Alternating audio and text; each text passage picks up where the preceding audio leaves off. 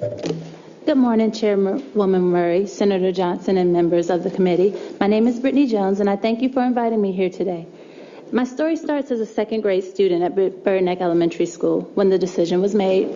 I, Brittany Jones, self-proclaimed mathematician and resident drama queen, would declare to the world that I would become a second grade teacher. With little deviation, I pursued this plan throughout my studies, then as a teacher intern in Henrico County Public Schools, followed by receiving my bachelor's degree from Virginia Commonwealth University in early and elementary education. It was during high school when our counselors first began the conversations about attending college. They talked in detail about scholarships and grants and financial aid awards. Naturally, I assumed everyone could attend college. It was not until I was accepted and learned of the amount of financial aid I would be offered that I feared I could not attend.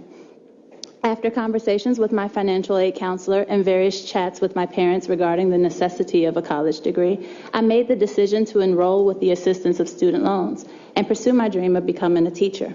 Unfortunately, the cost of attendance constantly increased while the grant funds decreased. Upon graduation in 2011, the joy of completing the first portion of my program was overshadowed by the truth that I had borrowed well over $70,000 in student loans from various sources: federal subsidized, unsubsidized, Perkins, and personal loans. And still, I needed to complete another year of school, which was required to get my teaching certification. I, like many of the students I encountered as the Student Virginia Education Association president, was facing the difficult decision of whether to continue my education and follow my dream of being a teacher or seek immediate employment. I recall one student who, having borrowed the maximum amount of student loans allowed for one school year, was unable to fill the gap in his cost of attendance. He later withdrew from the university and never returned. Another student who ironically served as our chapter treasurer also left school for financial reasons.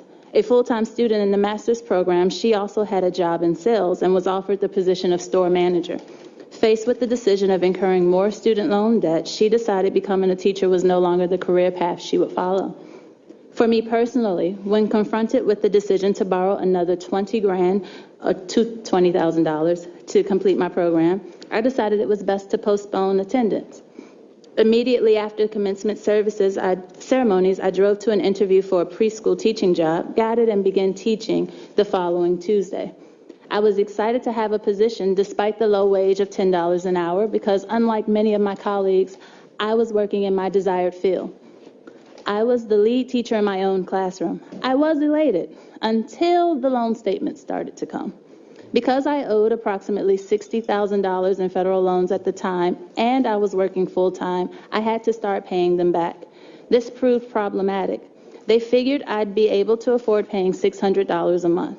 I was making $10 an hour and paying over $900 in rent and insurance and other expenses a month.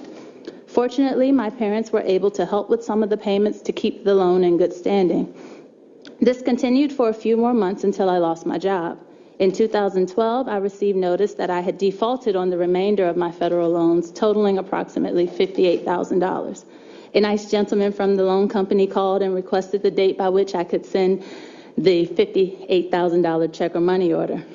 After a laugh or two, he then said he would be happy to help set up a payment plan. He put in the calculations and determined I would be able to pay $653 a month. At this time, I was working as a pre-kindergarten teacher, making $13 an hour and paying $783 in rent, with more payments for utilities and insurance bills. Again, simple math. The numbers did not add up. I worked as many as 3 jobs at once just to make my monthly payments. Now, 2 years later, I was finally cleared to apply for financial aid and return to school to pursue my master's. As you can imagine, the ordeal I went through with my student loans made this decision a weary one. So the search for alternative programs began. I did not want to collect any more student debt. My goal is to become a classroom teacher, not a teacher with more loan debt than she can make in a year. This search led me to find the Denver Teacher Residency Program. Through this program, which I will begin this summer, I will become a highly qualified educator with a master's degree. All fees associated with the cost of attendance will be repaid upon the completion of the program, which includes 4 years teaching in Denver public schools. This program is promising, and it is an exciting time in my life, yet almost $50,000 still awaits repayment. Student loan debt has been the driving force of my decisions for the last 8 years of my life. And according to my current repayment plan, it is projected to be for the next 25 years of my life, well into the years for which I should be planning a retirement. It should not be this way. Senators, you have the power to make sure that it isn't this way any longer. You can take actions to help make college more affordable so that students have a fair shot at pursuing their dreams.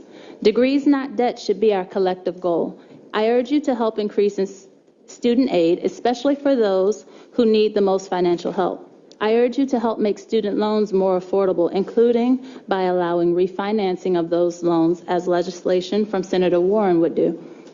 And I ask you to look for ways to make careers in public service, like teaching, more attainable by expanding loan forgiveness programs.